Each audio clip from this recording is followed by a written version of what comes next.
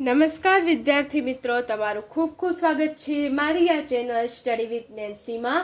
જો હજી સુધી તમે મારી આ ચેનલને સબસ્ક્રાઇબ ના કરી હોય તો જલ્દીથી સબસ્ક્રાઇબ કરજો। આજે આપણે પ્રકરણ નંબર 9 પરિમિતિ અને ક્ષેત્રફળમાં સ્વાધ્યાય 9.2 નો પ્રશ્ન નંબર 2 જોઈશું।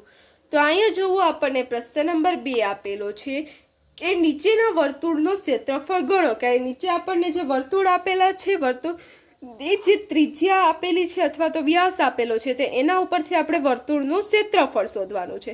તો વર્તુળનું ક્ષેત્રફળ શોધવાનું છે તો એની પહેલા આપણને જે વર્તુળના ક્ષેત્રફળનું સૂત્ર છે તે આવડવું જોઈએ કે વર્તુળનું ક્ષેત્રફળ બરાબર, તો વર્તુળના ક્ષેત્રફળનું સૂત્ર થશે પાઈ આર નો વર્ગ। તો આર એટલે શું થાય? વર્તુળની ત્રિજ્યા, અને પાઈ એટલે શું થાય? પાઈની કિંમત, કે પાઈની કિંમત કેટલી હોય? 22/7। એટલે એના ઉપરથી આપણે જે વર્તુળ છે એના ક્ષેત્રફળ શોધવાના છે। તો અહીંયા જોવો, એમાં પહેલું એ આપેલું છે ત્રિજ્યા બરાબર 14 મિલીમીટર, કે ત્રિજ્યા 14 મિલીમીટર હોય તેના ઉપરથી આપણે વર્તુળનું ક્ષેત્રફળ શોધવાનું। તો અહીંયા જોવો, આપણને ત્રિજ્યા, એટલે ત્રિજ્યાને આપણે કેના વડે દર્શાવીએ? આર। એટલે ત્રિજ્યા બરાબર આર બરાબર આપણને કેટલા આપેલા છે? 14 મિલીમીટર। તમે આમ લખો તો પણ ચાલે, મિલીમીટર લખો તો પણ ચાલે। તો હવે જોવો, આર આપણને 14 મિલીમીટર આપ્યા છે। હવે આપણે શોધવાનું શું છે? વર્તુળનું ક્ષેત્રફળ। માટે જે વર્તુળનું ક્ષેત્રફળ છે બરાબર, તો વર્તુળના ક્ષેત્રફળનું સૂત્ર શું થાય? કે પાઈ આર નો વર્ગ, પાઈ આર નો વર્ગ। તો હવે જુઓ, પાઈ બરાબર આપણે કેટલા લેવાના? 22/7। એટલે 22/7 ગુણ્યા આર, એટલે આજે ત્રિજ્યા, ત્રિજ્યા કેટલી હતી? 14 ગુણ્યા, હવે આર નો વર્ગ છે એટલે આર ગુણ્યા આર, એટલે આર ને આપણે 2 વાર ગુણાકાર કરવાનો, એટલે 14 ગુણ્યા 14, કે જે ત્રિજ્યા છે એનો 2 વાર ગુણાકાર કરશું। તો હવે જોવાના ભાગ ઉડાડીએ આપણે, તો કેટલા થાય? અહીં 14 છે તો 7ના ઘડિયામાં 7 દુ 14 થાય, એટલે 14 કટ થઈ જાય, 7 ને 7 કટ થઈ જાય, એટલે વધશે શું? કે 22 ગુણ્યા 14 ગુણ્યા 2। તો જોવો, 22 ગુણ્યા 14 ગુણ્યા 2 આવે તો 22 દુ તો આપણને આવડી જાય, 22 દુ 44। હવે 44 ગુણ્યા 14 કરવા હોય તો આપણે સાઈડમાં કરીએ કે 44 ગુણ્યા 14। તો હવે જોવો, અહીંયા આપણે 1 છે એટલે 0 મૂકશું દશકના। હવે 4 × 4, 4 × 4, હવે ચોકે ચોકે 16, વધી પડી 1, ચોકે ચોકે 16 ને 1 17। હવે અહીંયા 0 ને 6 કેટલા થાય? 6, 4 ને 7 11, 1 વધી પડી, 4 ને 1 5 ને 6, એટલે 616। એટલે આપણને ગુણાકાર કેટલો મળશે? 616। હવે આમાં આપણે જે ક્ષેત્રફળ શોધ્યું, હવે આપણે ક્ષેત્રફળ આપણને જે મળ્યું 616, એમાં અહીંયા ઉપર કઈ શું લખ્યું હતું? મિલીમીટર। એટલે અહીંયા પણ આપણે મિલીમીટર લખશું, પણ ખાલી મિલીમીટર નહીં લખવાનું। શું લખવાનું? મિલીમીટરનો વર્ગ। ક્ષેત્રફળમાં હંમેશા શું આવે? જવાબ વર્ગમાં આવે, કારણ કે અહીંયા જે ત્રિજ્યા 14 હતી એ 14 ગુણ્યા 14, એટલે 2 વાર મિલીમીટર ગુણ્યા મિલીમીટર થયા, એટલે 2 વાર આપણે ગુણાકાર કરીએ એટલે ઉપર શું આવી જાય? વર્ગ થઈ જાય, એટલે 616 મિલીમીટરનો વર્ગ એ આપણા જે પહેલો દાખલો છે એનો જવાબ આવશે। એના પછી આપણે બીજો દાખલો જોઈએ। તો જુઓ, બીજો દાખલો શું આપેલો છે? તો બીજા દાખલામાં આપણને ત્રિજ્યા નથી આપેલી, જો વ્યાસ આપેલો છે, વ્યાસ બરાબર 49 મીટર। તો આપણને વ્યાસ 49 મીટર આપેલો છે, એના ઉપરથી આપણે શું શોધવાનું? ત્રિજ્યા। તો જે વ્યાસ બરાબર ડી, તો વ્યાસ ડી બરાબર કેટલો આપણને આપેલો છે? 49 મીટર।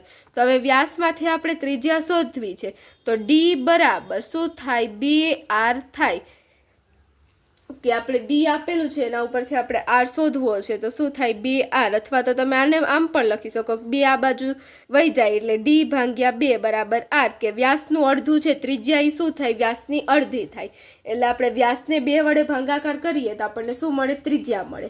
એટલે જોવો, આ જે વ્યાસ છે એ આપણે કેટલા લઈશું? 49 મીટર લઈશું, ભાગ્યા 2 બરાબર આર, એટલે આપણને જે ત્રિજ્યા છે એ કેટલી મળશે? 49/2। આજે તો આપણને શું મળી? ત્રિજ્યા મળી। હવે આ ત્રિજ્યા આપણને મળી, એના ઉપરથી આપણે શું શોધશું? વર્તુળનું ક્ષેત્રફળ। એટલે હવે આપણે લખીએ વર્તુળનું ક્ષેત્રફળ બરાબર, તો વર્તુળનું ક્ષેત્રફળ શોધવાનું સૂત્ર શું છે? પાઈ આર નો વર્ગ। તો બરાબર આપણે શું લખશું? પાઈની કિંમત કેટલી હોય? 22/7। એટલે આપણે લખશું 22/7 ગુણ્યા આર, એટલે ત્રિજ્યા, ત્રિજ્યા હવે કેટલી છે? 49/2, એટલે 49/2 ગુણ્યા 49/2। આમાં આપણે ધ્યાન રાખવાનું છે કે પરિઘમાં એક જ વાર આર આવે, પણ જે ક્ષેત્રફળ છે એમાં આરનો વર્ગ આવે, એટલે કે આ જે ત્રિજ્યા છે એ 2 વાર આવશે. હવે આપણે આને છેદ ઉડાડવા હોય તો છેદ ઉડાડવાના, જેથી આપણને ગુણાકાર સરળ પડે. આ ઉપરના તમે બધા જ ગુણાકાર કરો પછી નીચે સાથે ભાગાકાર કરવા જાઓ તો એ વાર લાગે, એટલે છેદ તો ઉડાડવા પડે. એટલે 7 49 કટ થઈ જાય, 7 ને 7 કટ થઈ જાય. એવી જ રીતે 22 છે તો 11 દુ 22 કટ થઈ જશે, 2 ને 2 કટ થઈ જશે. એટલે વચ્ચે શું, અહીંયા 11 વૈધા, અહીંયા 7 વૈધા અને અહીંયા 49 વૈધા, અને છેદમાં કેટલા વધશે 2. ફરી એકવાર કે 49 હતા, 7 49, એટલે અહીં ઉપર 7, 11 દુ ને 22, એટલે અહીં 11 આવશે, એટલે 11 ગુણ્યા 7 ગુણ્યા 49 છેદમાં 2 બરાબર. હવે જુઓ 2 વડે કોઈનો ભાગાકાર નહીં ચાલે. હવે 49 ગુણ્યા 7 કરીએ આપણે, કે 49 ગુણ્યા 7 એ સાઈડમાં કરીએ. 49 ગુણ્યા 7 તો 7 9 સત્તા કેટલા થશે 63, 63 એટલે તગડો વધી પડી. અહીંયા 6 7 ચોક 28 ને 6 કેટલા થશે 34 થશે. એટલે કેટલા મળશે આપણને ગુણાકાર 334. એટલે આપણે અહીંયા શું કરશું 11 ગુણ્યા 334, તો 11 ગુણ્યા 334 કરીએ અને છેદમાં 2 ના છેદમાં 2, કઈ છેદમાં જે 2 હતા એ ન્યા જ રહેશે.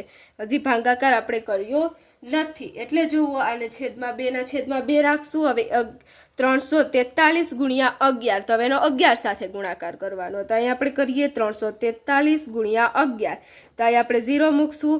હવે 341 43 43 જ થશે.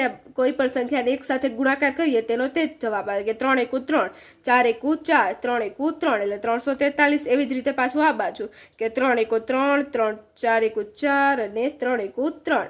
હવે જોવો અહીંયા શું આવશે 3 ને 0 3, 4 ને 3 7, 4 ને 3 7 અને 3 ના 3, એટલે 373 ના છેદમાં 2, એટલે અહીંયા શું આવશે 3773 ના છેદમાં 2.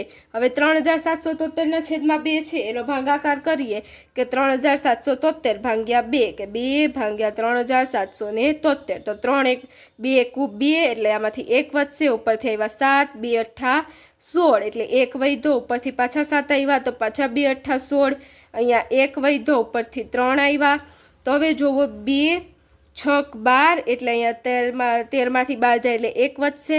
હવે અહીંયા આપણે પોઈન્ટ લગાડીએ, અહીંયા તો બધી સંખ્યા ખતમ થઈ ગઈ એટલે પોઈન્ટ લગાડીને અહીંયા 0 લઈએ, એટલે 2 5 ને 10, એટલે આપણો જવાબ કેટલો આવશે 0 0 આવી ગયો.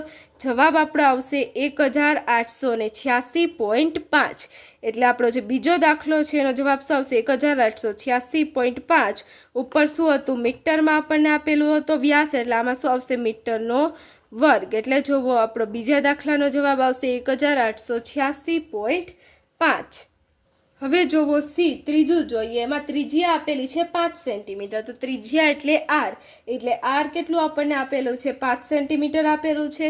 હવે એના ઉપરથી આપણે શું શોધવાનું છે વર્તુળનું ક્ષેત્રફળ. એટલે વર્તુળનું ક્ષેત્રફળ બરાબર, તો વર્તુળના ક્ષેત્રફળનું સૂત્ર શું છે પાઈ આરનો વર્ગ. એટલે પાઈ આરનો વર્ગ, પાઈ કેટલું હોય 22/7 ગુણ્યા આર એટલે ત્રિજ્યા 5 ગુણ્યા 5, 5 ને 2 વાર ગુણવાના. હવે તમે જોશો આ ભાગ ક્યાં પણ ભાગ ઉડતા નથી, કે 7 ના 5 આયરે નહીં ઉડે, 22 આયરે નહીં ઉડે, એટલે 22 ગુણ્યા 25 25, 22 ગુણ્યા 25 છેદમાં 7. હવે 25 ગુણ્યા 22 કરીએ એટલે આપણને કેટલા મળે 25 ગુણ્યા 22 કરશું એટલે 0 5 દો 10 વધી પડી 1, 2 દો 4 ને 1 5. હવે એવી જ રીતે 5 દો 10 વધી પડી 1, 2 દો 4 ને 1 5, એટલે 0 0 ને 5 5, 5 ના 5, એટલે 550. એટલે કેટલા મળશે 550 ના છેદમાં 7. હવે ઉપર શું હતું સેન્ટીમીટર, એટલે સેન્ટીમીટરનો વર્ગ. હવે આમાં તમે જોશો 550 ના છેદમાં 7 છે, એમાં તમે ભાગાકાર નહીં કરો અને સીધું આમ લખી દેશો તો પણ ચાલશે. હવે આનો આગળ ભાગાકાર કરશો તો પણ ચાલશે, ના કરો તો પણ ચાલે. એટલે આપણા ત્રીજા દાખલાનો જવાબ શું આવશે 550 ના છેદમાં 7 સેન્ટીમીટરનો વર્ગ. તો અહીંયા જોવો આપણો જે દાખલા નંબર 2 હતો તે પૂર્ણ થાય છે. જો તમને વિડીયો પસંદ આવ્યો હોય તો લાઈક શેર સબસ્ક્રાઈબ કરજો. જો હજી સુધી તમે મારી આ ચેનલને સબસ્ક્રાઈબ ના કરી હોય તો જલ્દીથી સબસ્ક્રાઈબ કરજો, જેથી તમને મારા બધા જ વિડીયો સૌથી પહેલાં મળી રહે. Thanks for watching.